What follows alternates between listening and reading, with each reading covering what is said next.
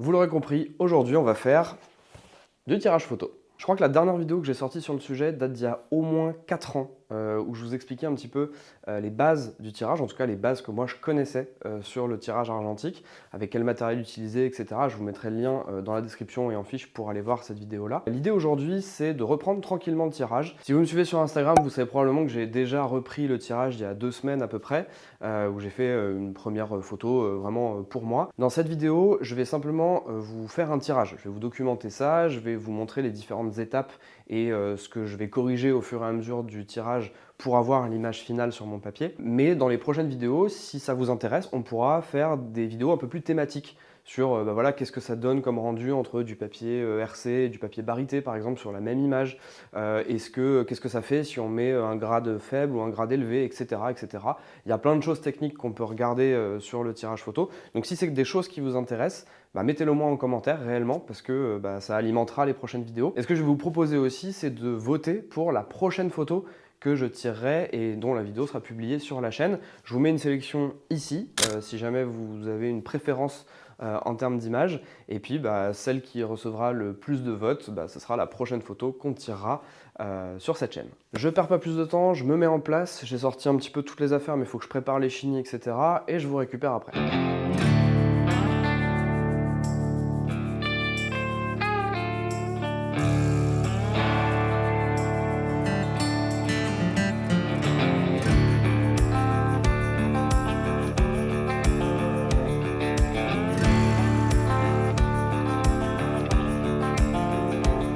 La partie humide est maintenant prête, j'ai mes chinis qui sont prêtes dans les différents bacs, révélateurs, bain d'arrêt juste à l'eau et fixateur. Pour les produits, juste pour ceux qui se poseraient la question, j'utilise du PQ Universal depuis 2 semaines parce que tout simplement j'ai l'habitude d'utiliser du multigrade mais ils n'avaient pas dans le format que je voulais et au prix que je voulais. Donc je suis parti sur le PQ Universal, c'est un test complet, j'en ai jamais essayé, mais de la première session que j'ai pu faire, globalement je vois pas une énorme différence. Voilà pour le révélateur. Et pour le fixateur, c'est du classique, du Ilford Rapid Fixer. Pour rappel, le fixateur, si vous achetez du fixateur pour pellicule, c'est le même que le fixateur pour papier. D'ailleurs je viens de le lire en fait sur l'étiquette, Film and Paper Fixer. C'est QFD. La photo qu'on va tirer aujourd'hui, c'est une image de Dominique, qui est un passant que j'avais rencontré à Montmartre quand j'avais fait une série de photos avec la Cosmo Photo et le Mamiya RB 6.7. Donc c'est du format 6x7. Et plutôt que de tirer son portrait, qui est très cool et que j'aime beaucoup, j'ai préféré faire la photo d'avant, qui est une photo où j'ai fait plutôt une vue globale, une vue extérieure, un peu plus contextualisée de Dominique, où il était en train de boire son café. C'est vraiment le moment où je l'ai rencontré, je l'ai vu boire son café. Je me suis dit, ça fait quand même une super photo. Pour déjà tester et savoir ce qu'on va mettre comme réglage, on va prendre l'image, la mettre dans son passe-vue, et ensuite on va faire ce qu'on appelle des bandes tests. Donc bande test ou un tirage complet, mais en ayant mis différents temps d'exposition pour se rendre compte un petit peu de la durée. J'utilise ici donc un margeur AL qui est d'une très bonne qualité avec 3 lames. Donc c'est vraiment top, le papier est bien plaqué, il n'y a pas de souci. Je vais faire mes bandes test, je vais régler un grade moyen. Je vais régler, je pense, un grade 2, quelque chose comme ça. Ce qui est un peu standard en fait quand on fait du tirage. Et puis je vais faire ma première bande test et on pourra analyser ça ensemble.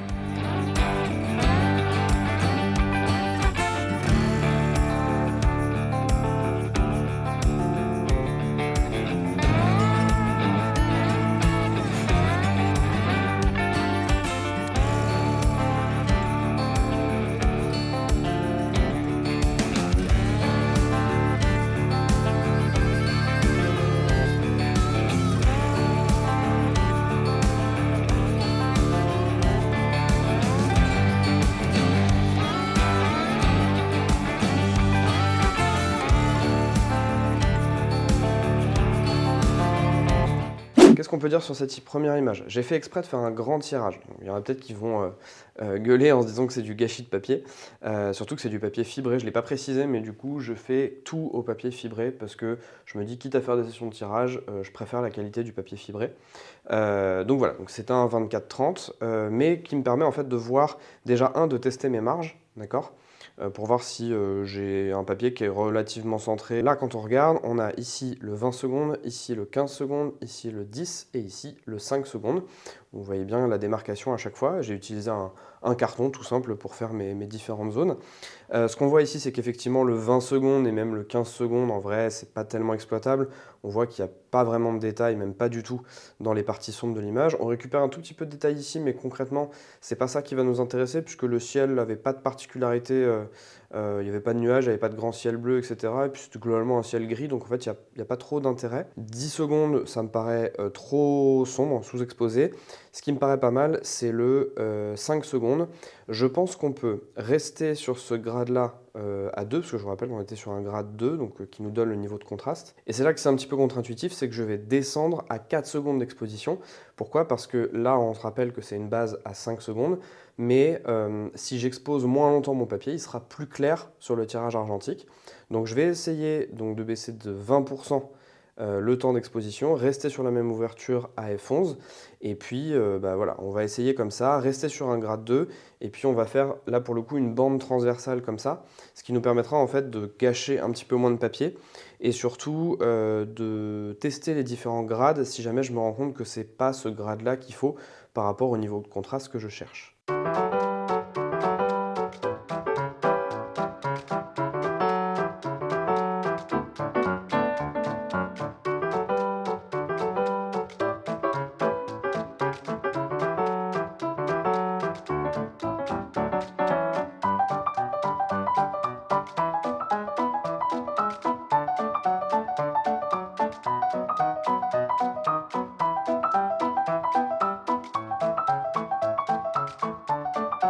Ok, deuxième test. Ici, on voit clairement qu'on a une exposition qui est bien meilleure sur l'ensemble de l'image. Le seul reproche que je ferai à l'image, c'est que je la trouve un petit peu plate. Globalement, je trouve qu'elle manque un peu de punch, notamment dans les hautes lumières. Je pense que les hautes lumières pourraient être un petit peu plus claires, notamment ce mur-là, qui est normalement un petit peu plus clair.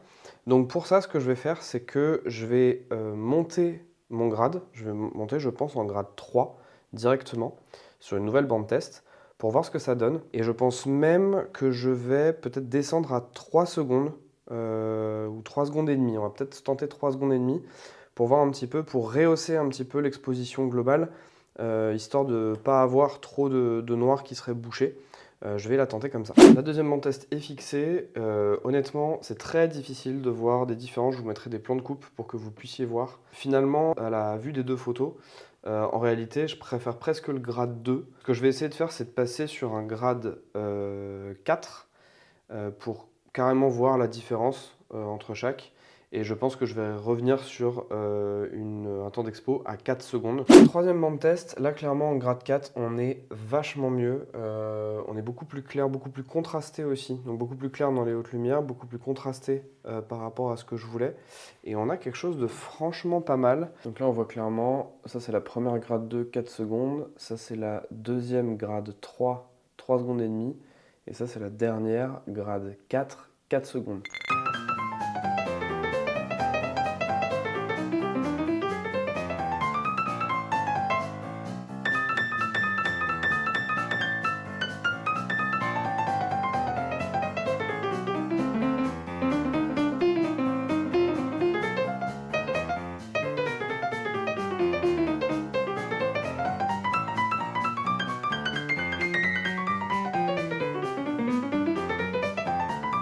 Alors globalement, qu'est-ce qu'on peut voir sur ce tirage final? Alors déjà, mes marges sont pas trop mal. Au niveau du contraste, donc on est sur quelque chose de beaucoup plus contrasté que ce qu'on avait au départ. Moi, ça me va bien. La seule petite chose, je pense que je vais refaire un tirage et je vais masquer légèrement la partie du bas pour pouvoir avoir un tout petit peu plus de détails dans cette zone-là. Ça va être assez simple à faire avec un carton. De toute façon, on avait vu quand on avait fait la première bande test, enfin le premier tirage test, on avait vu que vous pouvez récupérer du détail à cet endroit-là. Et on avait été jusqu'à mettre 20 secondes. En vrai, je pense que 20 secondes, c'est pas utile. À mon avis, ouais, si on remet allez, peut-être 4 secondes là-haut, 4-5 secondes là-haut, pour permettre au tirage d'être un petit peu plus harmonieux et surtout à cette partie-là d'être moins claire. Je reprends ici le micro en voix off pour vous expliquer un petit peu les étapes que je suis quand je fais le tirage final et vous prévenir que j'ai fait quelques boulettes, mais ça, je vous en parle juste après. La première chose que je fais, c'est déjà, je recale bien mes marges parce que je trouvais qu'elles étaient un petit peu décalées et je refais une mise au point avec un papier test et un scoponet. Ensuite, je mets le vrai papier et je vais l'exposer une première fois pendant 3,7 secondes, ce qui est le temps que j'avais déterminé sur l'ensemble du tirage. Et ensuite, je réalise le masquage en masquant la partie du tirage qui a déjà été exposée et en laissant plus longtemps exposer la partie qu'on trouvait trop claire. Ok, et ben du coup, retour d'expérience assez immédiat.